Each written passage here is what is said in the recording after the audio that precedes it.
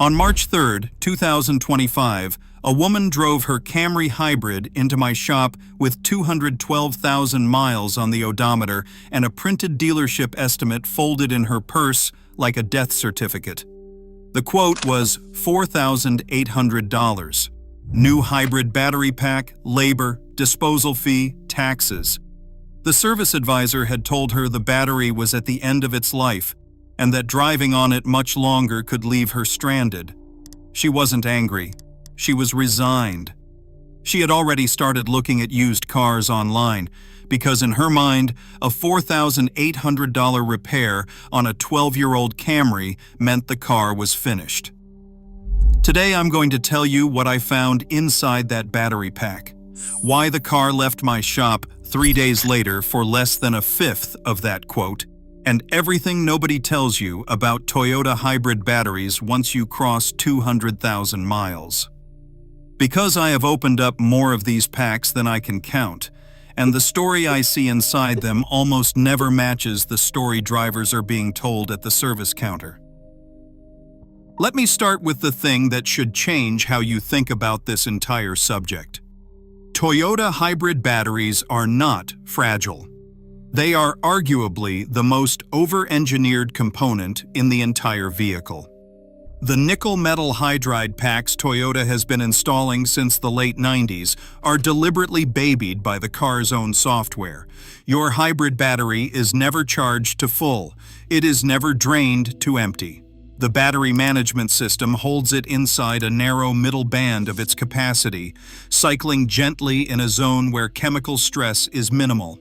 That is why taxi fleets and rideshare drivers routinely push these packs past 300,000 miles in the hardest duty cycle imaginable, constant stop and go, running all day, every day.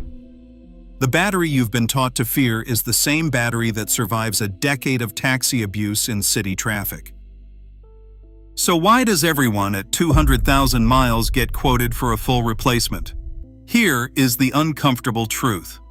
A Toyota hybrid battery pack is not one battery. It is a chain of individual modules, 28 of them in a classic Prius pack, 34 in some Camry packs, wired in series, and the pack is only as strong as its weakest link. When a high-mileage hybrid throws the dreaded P0A80 code, replace hybrid battery pack, what has actually happened in the majority of cases I see is that 1 or 2 modules have drifted out of spec while the other 26 are still perfectly healthy. The car cannot tell you that. The dealership scan tool reports the pack as a single failed unit. The service menu offers a single line item, and the invoice reads like the whole thing died. It didn't. One link in the chain got weak, and the system did exactly what it was programmed to do. It protected itself and turned on a warning light. Think of it like a string of old-fashioned Christmas lights. One bulb goes dark and the whole strand quits. Nobody throws away the strand. But that is effectively what a full-pack replacement quote is asking you to do. And at dealer pricing, a new pack with installation typically lands between $3,000 and $5,000 depending on the model. For a lot of owners, that number doesn't just hurt, it ends the ownership. Perfectly good drivetrains get traded in or scrapped over a component failure that is often far smaller than the invoice suggests. Now, before I go further, I want to be honest with you the way I'd be honest with a customer standing in my bay, because this topic is full of people overselling miracle fixes in both directions. Not every failing pack can be saved cheaply. I'll get to exactly when module-level repair makes sense and when it genuinely doesn't, because knowing the difference is worth more than any single trick in this video. First, you need to understand how these batteries actually age, because it is nothing like how a phone battery or a regular car battery ages. A Toyota nickel metal hydride pack doesn't fall off a cliff. It drifts. Over years and heat cycles, the individual modules slowly develop small differences in capacity and internal resistance. Early on, the battery management system quietly papers over those differences. The pack still works, the car still drives. But underneath, the modules are no longer aging together, they're aging apart. And that gap between the strongest and weakest module is the real countdown clock inside your hybrid, not the mileage on your dash. Here's what that drift feels like from the driver's seat, and this is the part almost nobody connects until it's too late. The first symptom of a tiring hybrid battery is not a warning light, it's fuel economy. The engine starts running more often than it used to. The battery gauge starts swinging faster, charging quickly and draining quickly because a weak module makes the whole pack behave like a smaller battery. The car leans harder on gasoline to compensate.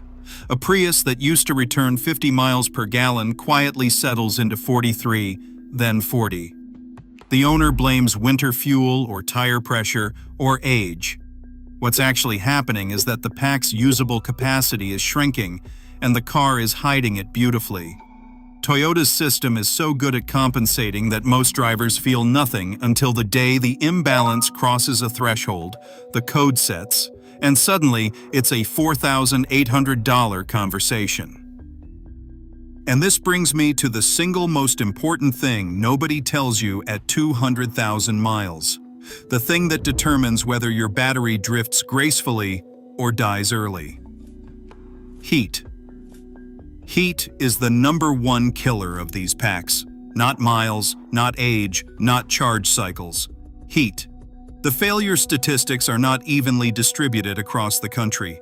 Packs in Phoenix and Las Vegas die years before identical packs in Seattle or Minneapolis. Chemistry doesn't care about your odometer, it cares about temperature, which is why the most valuable maintenance item on a high-mileage Toyota Hybrid is one that costs almost nothing and that most owners have never heard of. Your hybrid battery is air-cooled, and on most Toyota Hybrids it breathes through a small vent, often near the rear seat, pulling cabin air across the modules with an electric fan. Now think about what lives near a rear seat over 15 years. Dust, pet hair, crumbs, blankets and grocery bags pressed up against the vent. I have pulled cooling fans out of hybrids with 200,000 miles on them that were so packed with felted dust and dog hair that the airflow was a fraction of what the engineers designed. That battery has been running a low-grade fever for years, and every degree of extra heat was quietly stealing life from those modules.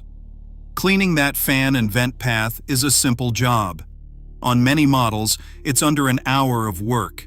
And it is, mile for mile, the cheapest life extension available for any hybrid on the road. If you own a Toyota Hybrid and you take exactly one thing from this video, take this. Find that vent, keep it clear, and have that fan inspected and cleaned. Toyota even calls for the intake filter to be checked at regular service intervals on models that have one, and it is skipped constantly.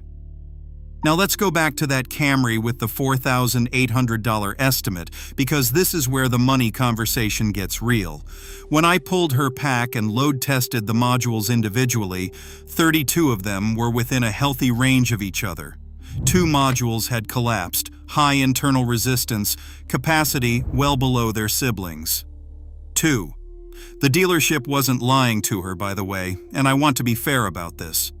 From their side of the counter, the pack failed a pack-level test, and a new pack with a factory warranty is the cleanest, most predictable fix they can sell.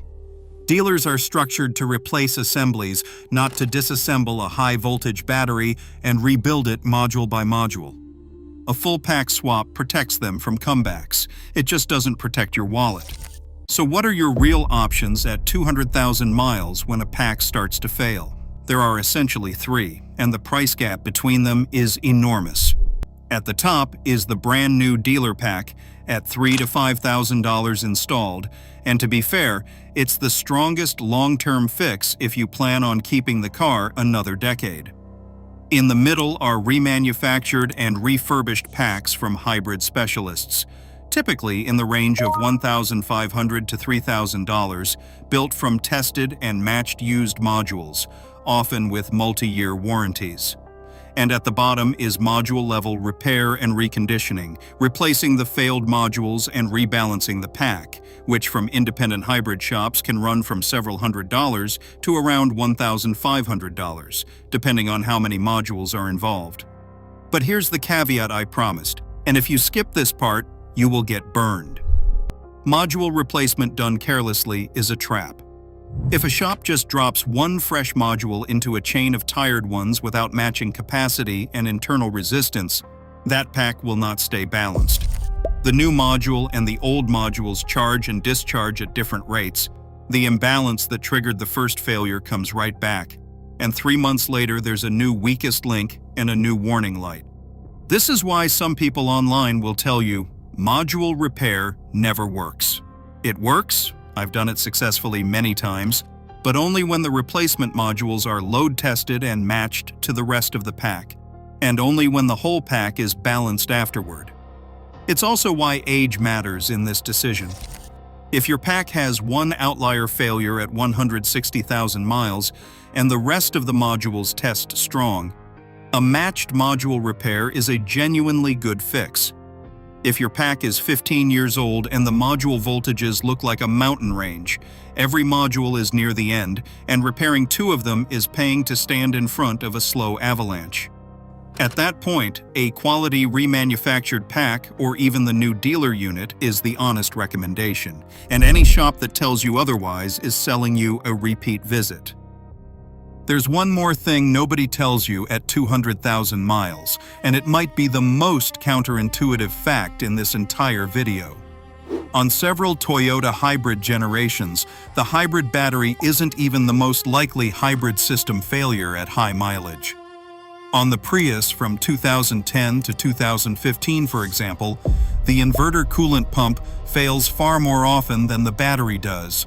A repair in the neighborhood of $700, and a struggling inverter cooling system produces symptoms that anxious owners immediately blame on the battery.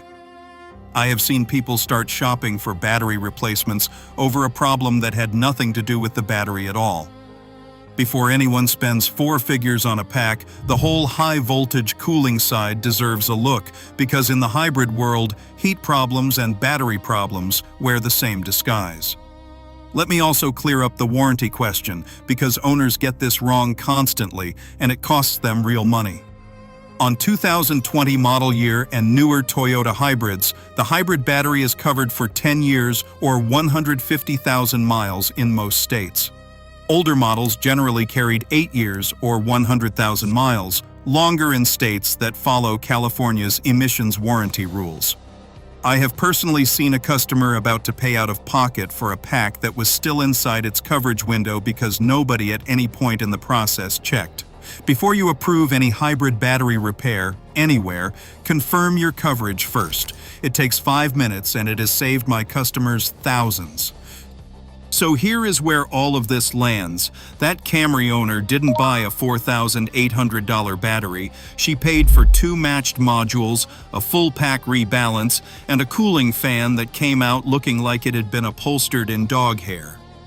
The car has been back twice since, once for an oil change and once for tires, and the pack voltages are still holding tight together. Her 12-year-old Camry is not finished. It was never finished. It had a weak link and a fever, and it got treated for exactly what it had, nothing more. That is the truth about Toyota hybrid batteries at 200,000 miles. They are not time bombs. They are chains of modules that drift apart slowly. They hate heat more than they hate miles. They warn you through your fuel economy long before they warn you through a light. And when they finally do fail, the failure is very often smaller and cheaper than the first quote you're handed. The gap between what these repairs can cost and what people actually pay is one of the widest in the entire automotive world, and the only thing standing in that gap is information. If this changed how you think about your hybrid, hit like so this reaches the next owner staring at a $4,000 estimate. Subscribe if you want more of what actually happens inside these cars, straight from the shop floor. And if you've kept a Toyota hybrid alive past 200,000 miles or paid for a full pack you now suspect you didn't need, tell your story in the comments. Because the most expensive part on a hybrid isn't the battery. It's the assumption that the first quote is the only option. And now you know better.